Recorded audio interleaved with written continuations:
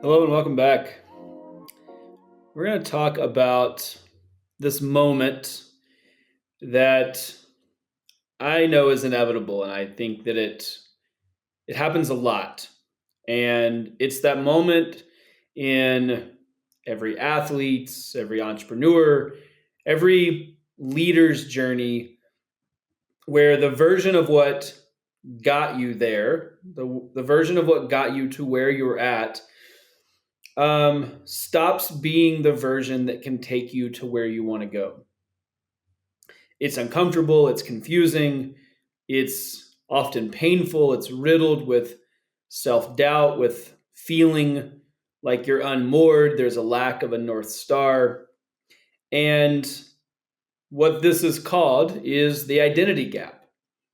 And it's that liminal space, it's the space between needing to be the person to align with how you're moving through the world and then developing the actions, emotional intelligence, the systems, the habits, the goals, the positive self-talk, developing all of the pieces necessary to allow yourself, give yourself permission to go in that direction. And I know that this happens. I talk to people all the time that are in this space, right? They've done the thing, the external actions are telling them that they are someone else, right? They're smarter, stronger.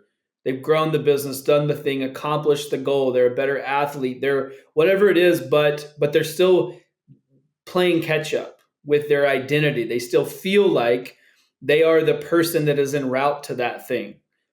So the brain is really always kind of a chapter behind where we're at physically, and this is something that's always going to happen if you are a high performer, if you're a driver, if you're always going to be setting goals, if you're someone who's committed to getting past that plateau, there is this inevitable friction that is caused by being mentally, our brains being a chapter behind. So today we're going to talk about how to navigate it.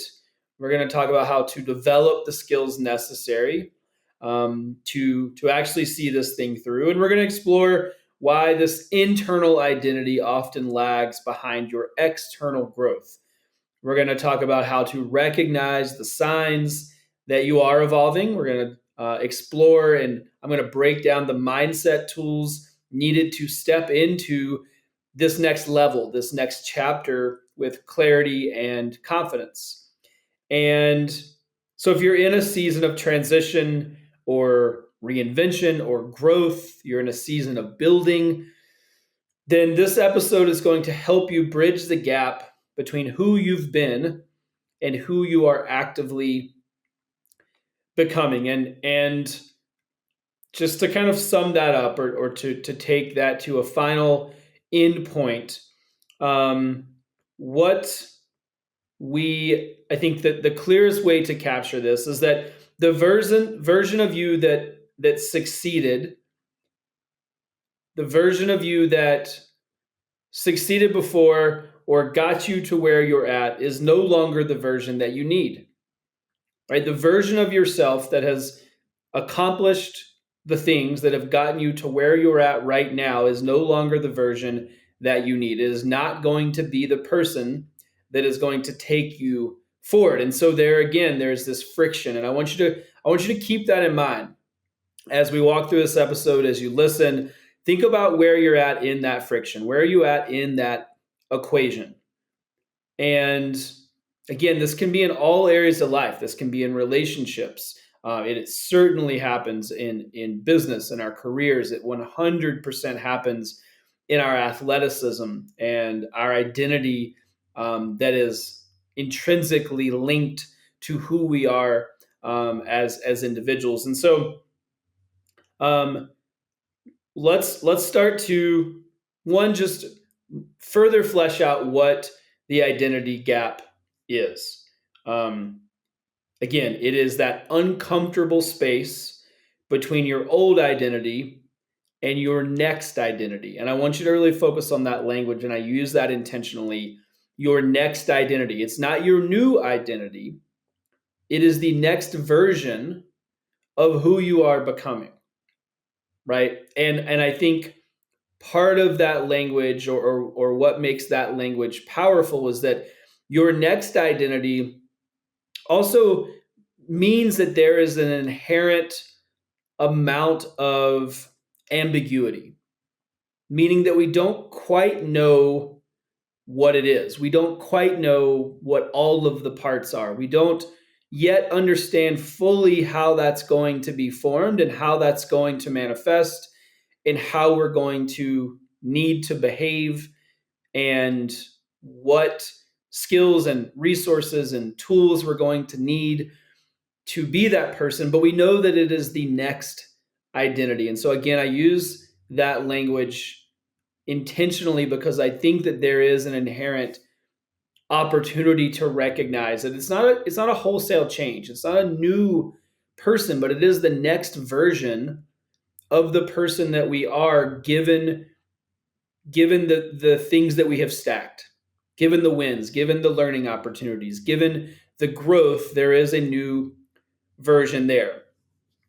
And so there's a lot of psychology um, that goes into this. And I want to give you just a few anchors here. One is that identity theory tells us that humans, us as individuals, we like to anchor to consistent self images, right? We enjoy being anchored to things that are consistent, right? We know what to expect. We know who we are. We know how to navigate this situation. We're not uncomfortable or scared, or it doesn't bring us anxiety. And so the identity theory tells us that humans like this anchor, right? We appreciate the consistency in how we see ourselves, both internally as well as how we see ourselves in the world. And so just right there, that provides, that highlights that inevitable friction that I touched on earlier. Next, there's an inherent internal there's an inherent internal dissonance, right? And what I mean by that is when our behaviors evolve faster than our beliefs. And this is that piece of our brains are always a chapter behind. Specifically in high performance environments, things move quickly. And so our behaviors have to be out of step. They have to be outpaced with how we're grappling with this internally, right? We don't have time to sit and process and think about what is this anchored self-image and how it is evolving, and what does this mean for how I show up, and am I smart enough to do this? And we don't have time to wrestle with that. And I'm not saying that making that time is not important, but things move fast. We have to make decisions. And so there is this inherent, again, internal dissonance where our behaviors are evolving faster than our beliefs about ourselves, our beliefs about the world. And then we have the identity lag, right? So this is where our brain, like I said, is always one chapter behind. There's just this, I want to restate this because I think this is really the crux piece, is that there is this internal inherent relationship with how we process information, how we recognize these things in real time, and then the time required to take action. And so this identity lag is really the crux component. There's a lot of ways that this shows up. It certainly shows up again in our athletic identity. On the other side of a goal, on the other side, we do a big race, we finish a goal, we commit to 100 days of something. Whatever the thing is, we have taken action that has changed who we are. Right? We've built habits and discipline. Our physiology has changed, but we're still rooted in the person that started that thing. We're still rooted in the person who was at the onset of that goal, who was nervous and scared and trepidatious and didn't know if they could finish it, didn't know if they could see it through. But now it has happened, and there's a lag. This happens when we shift into leadership roles, the person who goes from doing everything to the person who now is identifying people's strengths and tasked with helping those individuals reach their full potential. Right? We're still rooted in the task orientation. We're rooted in the person who got their hands dirty, did everything. It was up to them to see all of the goals through, and now there's a shift. It's rooted in the business owner who is growing so quickly that their self-image hasn't caught up. Right? The person who has worked and put in the hours and is finally seeing the growth that they wanted, but they still remember when it wasn't working, when they were unsure of their idea, when they didn't have access to the tools and resources that they needed. But that's changed, but we can't let go of that. Right? Again, there's a lag. And so ultimately, what we see here, very simply put, is that our life tends to upgrade before our identity does. The gap is where most people quit, but it's also where real transformation happens. Right? So let me say that again. Our life upgrades before our identity does. It's in that space that people feel fraught.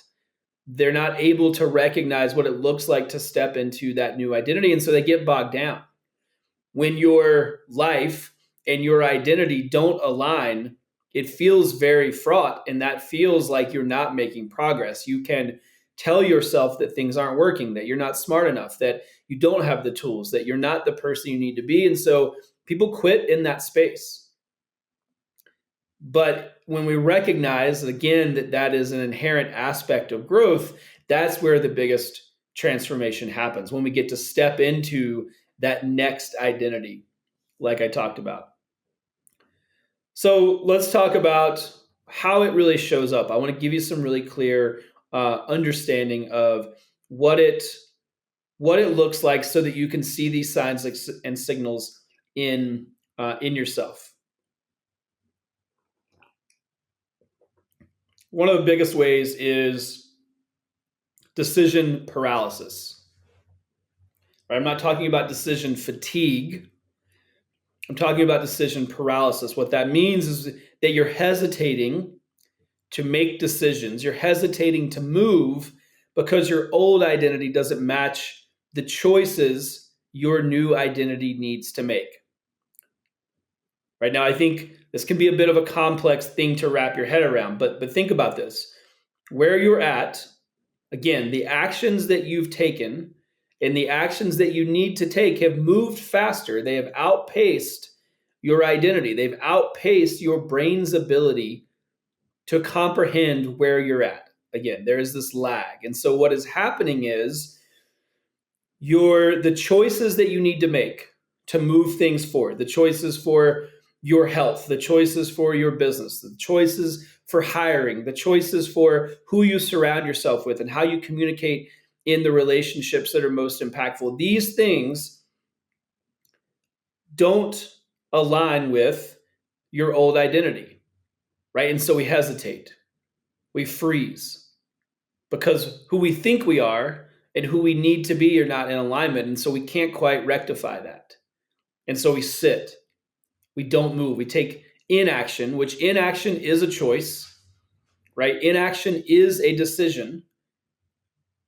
But decision paralysis is, I think, one of the biggest ways that this can show up.